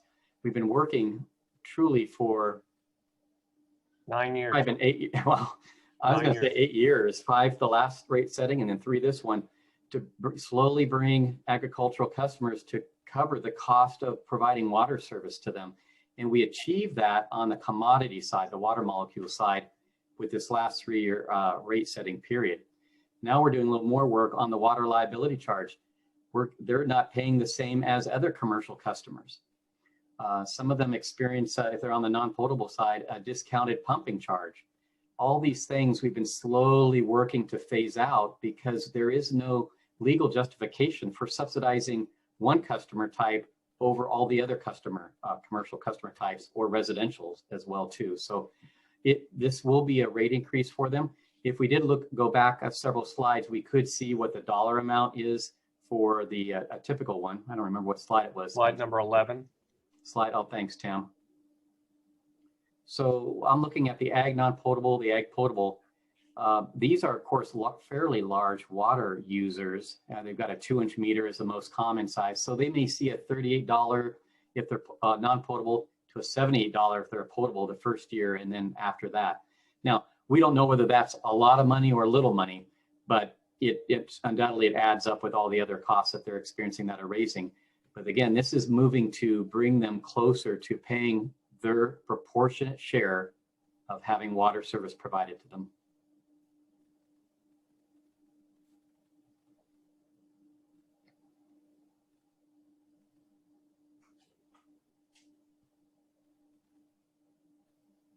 Okay, thank you for that, Kevin. Appreciate that. Is there any other questions that we have from anybody? Yeah, I'm not done. Thank you, Kevin. This looks wonderful. I will encourage that customer to reach out, because while this looks great on paper, it's hard to invalidate their concerns. I can't tell him that his business isn't being choked because of our water bills, right? That's not for me to say. So there has to be some way there's something going on, right? But with that being said, if we do go back again to the tier system, how is that going to help the Orange Crest and Woodcrest communities that are also feeling a ton of pressure by our bills that are, in their opinion, too high?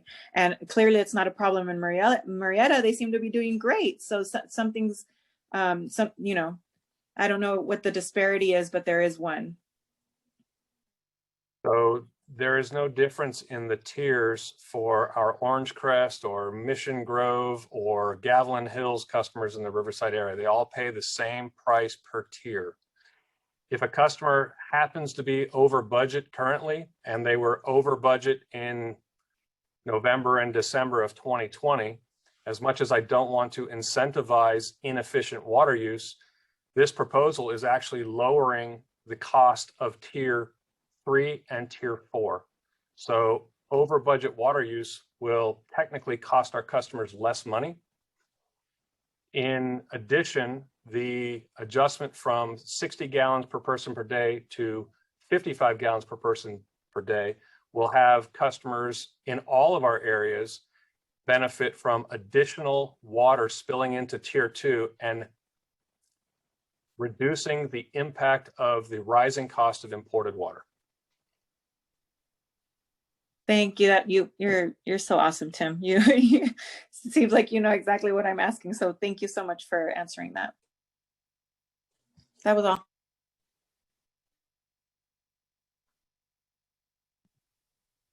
Okay, any other questions from anybody? I just want to thank staff for staying late and doing a great job with the presentation, and that's all. I want to tell Director Risby that I didn't do a great job with the presentation because Sarah just texted me and said I misspoke about when we're going to set the hearing. So I think I said May. In early April, we'll be setting the hearing date for June 2nd. So it'll happen in April. We have to set it 45. We have to have 45 days out to the public to set it. So I apologize. I misspoke.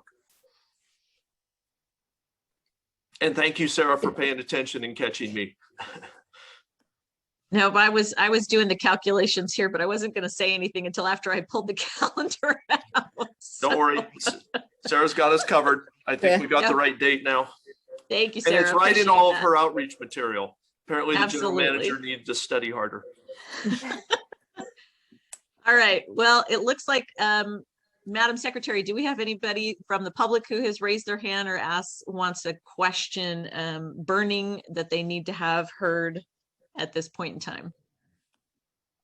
Thank you, President Dinstead. I have just reviewed the participants and there are no hands raised. Okay, well, thank you very much. Well, How seeing many- that sorry. it is, I just want to see how many ended up showing up. Sorry, President. We had a total of 5 members of the public on the call. Okay. okay, well, seeing no other questions before us tonight and having everything covered, appreciate staff's time, appreciate the members of the public turning out tonight. We really do look for your input and value this time with you. So thank you very much. And I hope you all have a lovely rest of your evening.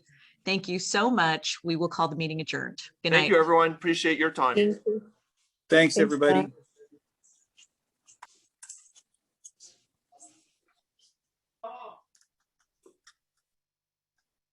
Good Barb's the greatest.